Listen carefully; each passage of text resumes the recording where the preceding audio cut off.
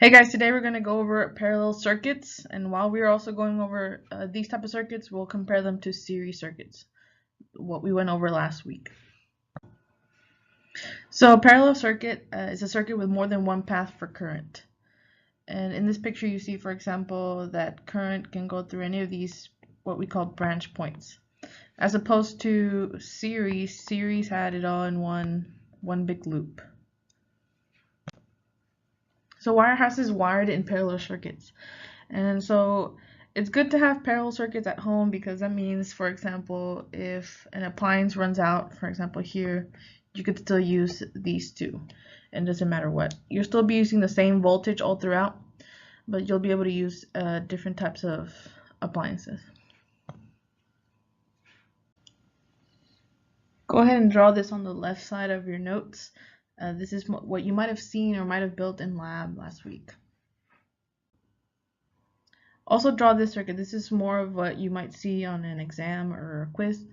I don't know, some people had that question over here, if it was two batteries, and if that mean I had to double the voltage.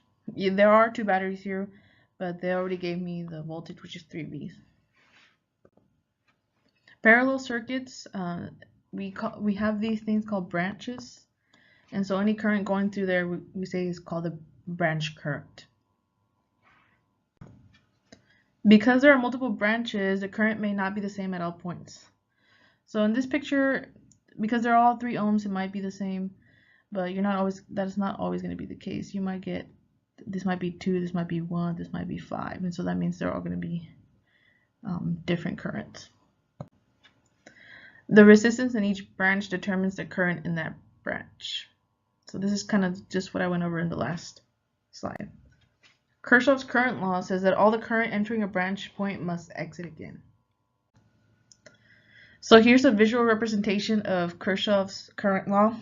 And here we have the same concept but different pictures to show you the parallel circuit.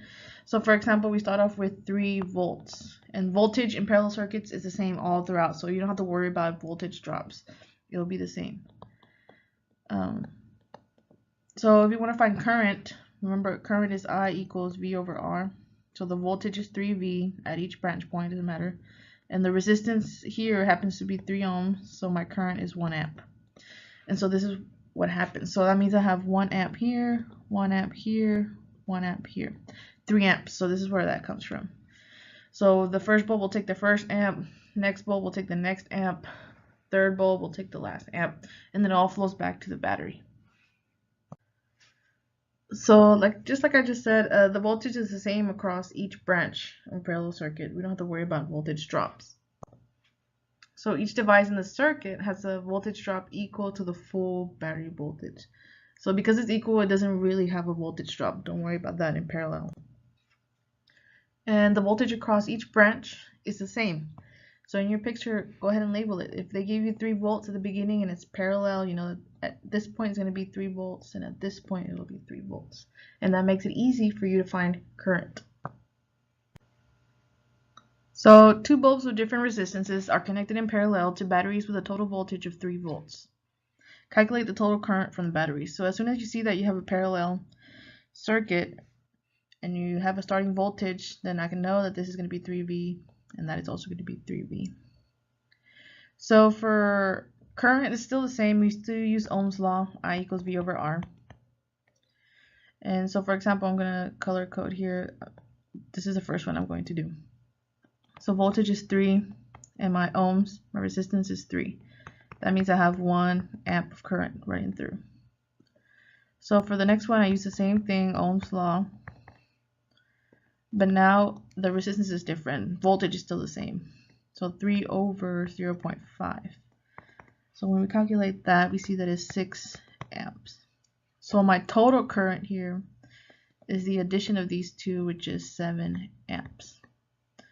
So for example, you would start off with 7 amps here, then I would go, and this would have 1 amp running through, and then this would have 6 going through, and it all goes back to the battery's voltage. Now adding resistances in parallel is way different than it is in series. In series, we just added them up And then remember in series, it was just R total is equal to R1 plus R2 plus R3 and so on. We just added. Now we have to take 1 over that resistance. Okay.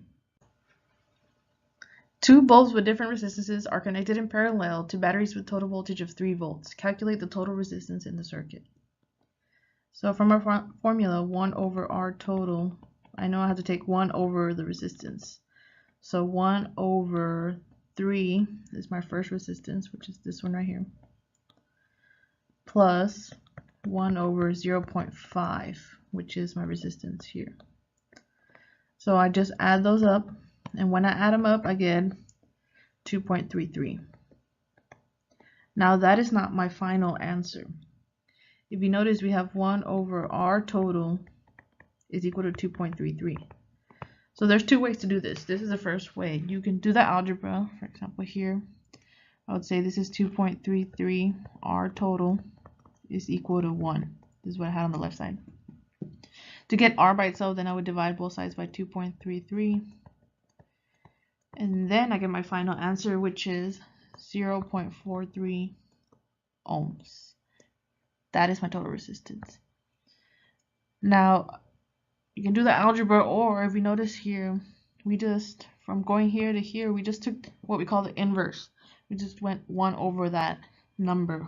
So if you can remember, if you're in parallel, just take the inverse, 1 over that number, and that gives you your answer.